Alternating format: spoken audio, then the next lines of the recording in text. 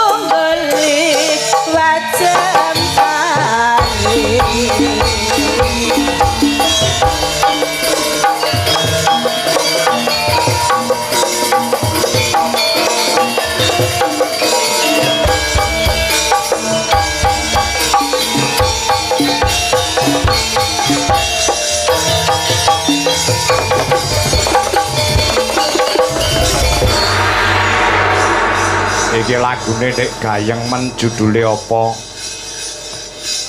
Ula Tampar utawa Nyidra Asmara no. Oh ngono, sing gawe lagu sapa? Masyarakat ana ing Ngesong Banjarejo Pelemahan Kediri kene wis apal. Karyane Ki Haji Sukron Suwanda bapake awake dhewe no. Oh ngono ya. Ya ning karo kanca-kanca diaransemen tegese digarap meneh nganggo gamelan Bali. Oh ngono ah. Kanca-kanca karawitan Dwija Laras Indonesia ya. Katon Sigrak lagune saya gumyak ya yo heeh.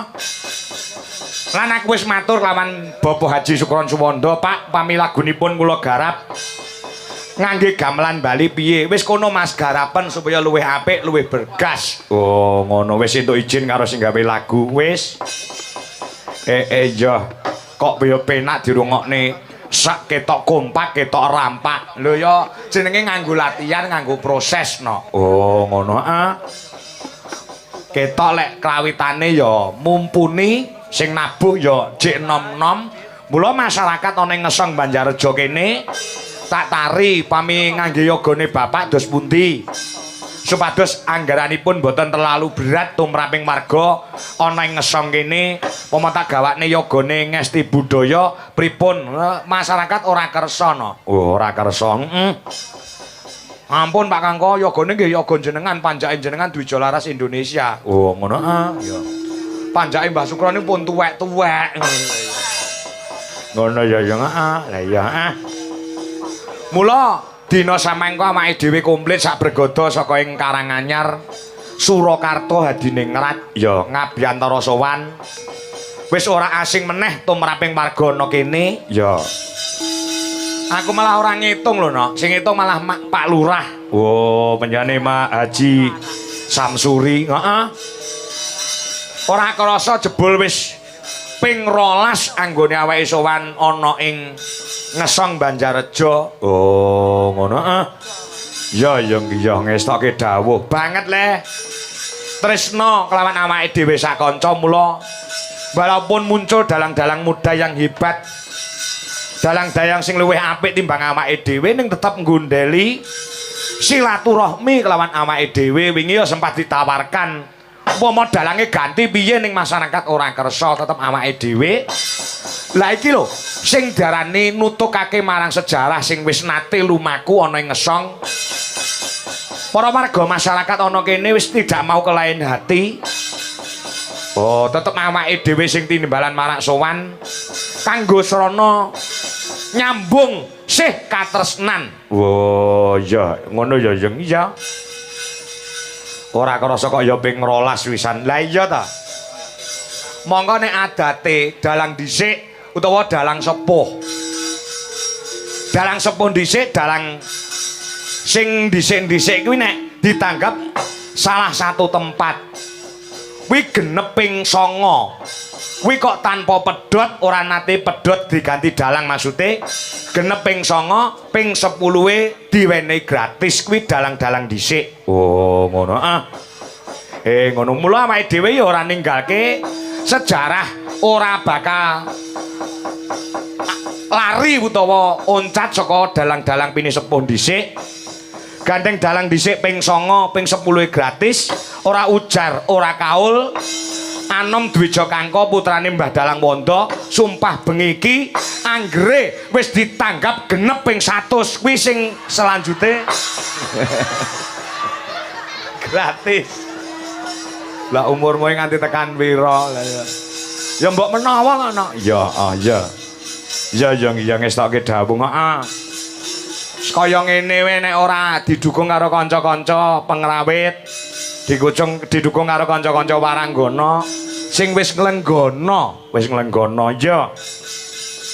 Ki nyandi to parane awake dhewe tanggapane neng Ngesong wis kanca-kanca siap. Ki engko bayarane padha karo lokal neng Solo. Wah ngono. Oh ngono ah.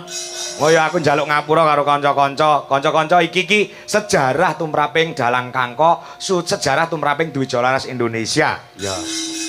Wit jaman seprono nganti saya ini awake dhewe pendak taun ditimbali mrene. Ya, tenan, Nduk. Regane iki wis saklek, wis ora kena diowah-owah. Wangel diundakne. Bareng aku ngerti nek masyarakat urunane perwuwung wis 160, aku arep ngundakne wis ora mentolo, Nduk. Oh, ngono. Iya. 160 kuwi akeh lho. Akeh. Nggonku kono ditarik kakean cangkem kok. Ning kene 160 diberikan secara ikhlas kanggo sono sodakowan nyodakoi desane. Ki mujudake rasa sing ikhlas saka warga masyarakat. Mung sak dusun ngesong iso wayangan kaya ngene, urunan 160 kanthi ikhlas.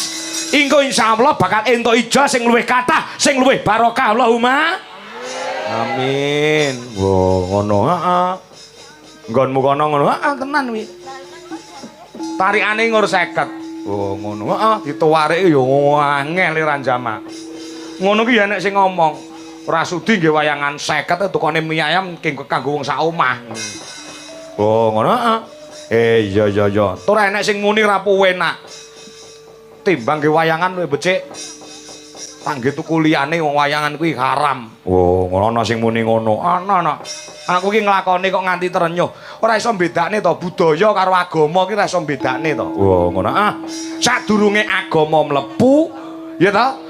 Awake dhewe tumrape wong Jawa kuwi wis duwe budaya. Budayane wong Jawa ya kuwi setiap tahun ngenekke tasakuran. Tasakurane apa? Bersih dusun kangge srana silaturahmi lan sedekah ngetokne dhuwit 160 kanggo srana ngelongi rejekine kanggo nyukuri desane, nyukuri sing dinggone bisa bumi sing dinggone iki bisa subur makmur, sing ditandur kabeh iso tukul kanthi tamkar tumangkar. Lan panenane bisa neng semake ati utawa ngremenake ana ing penggalih. Oh, ngono. Lah kok malah rasudi wayangan, seken nggih apa nggih wayangan. Wes, wayangan kuwi musyrik dan lain sebagainya. Oh, ngono. Tujune lek omong ra ning ngarepku. Omong lek ning ngarepku wani omong nak tuwa pok cangkeme. Oh, ngono. Iya. Apa ora ngerti nek wayang kulit biyen kuwi kangge srana siar agama Islam. Agama Islam iso menyebar di seluruh Indonesia. Wimbian salah satunya melalui media wayang kulit. Oh, ngono. Buktine Jeng Sunan Kalijaga mbiyen nate ngasta dadi dalang. Sapa sing nonton wayang nalika jaman Jeng Sunan Kalijaga dadi dalang, kuwi ora kon bayar. Sapa sing nonton ngur kon maca kalimat syahadat asyhadu alla ilaha illallah wa asyhadu anna Muhammadar Rasulullah, ya ta? Kanthi ngono secara otomatis nonton wayang kuwi secara otomatis masuk Islam. Nek wong Islam dhewe kok ndak demen karo wayang, wong Islam dhewe kok mengharamkan musik ning wayang, kuwi berarti kancane kurang akeh, dolane kurang adoh, kopine kurang kenthel. Ngono, sik tak ngombe kopi sik. Iki mau dicepaki karo Bu kami tuwa kok. Duh panas ora umum cangkem. Ya kena adem sik lah iya. Kaya ngono. Mula para warga masyarakat ana ing Kesong bersatu. Oh, bersatu, Pastilah, pasti ada pro dan kontra itu pasti. Oh, ngono. Yo, saiki nganggo gaman kerukunan, nganggo gaman persatuan dan kesatuan. Iki budaya, aja dicampur aduk karo agama. Oh, ngono. Agama lan budaya bisa mlaku bareng seiring sejalan. Oh, iya. Mula aku ora bakal waleh gembar-gembor perkara iki mergo iki mujudake budayane wong Jawa sing kudu diuri-uri. Nggih conto nggen tulodo masyarakat wonten ing Ngesong Banjarjo mriki.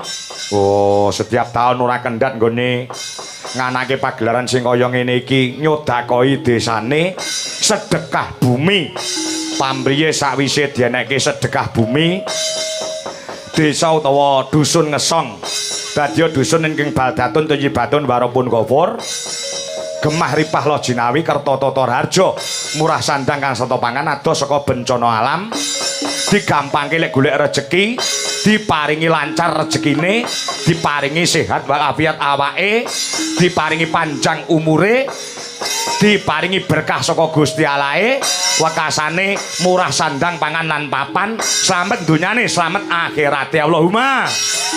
Allahumma sholli wa sallim ala sayyidina wa maulana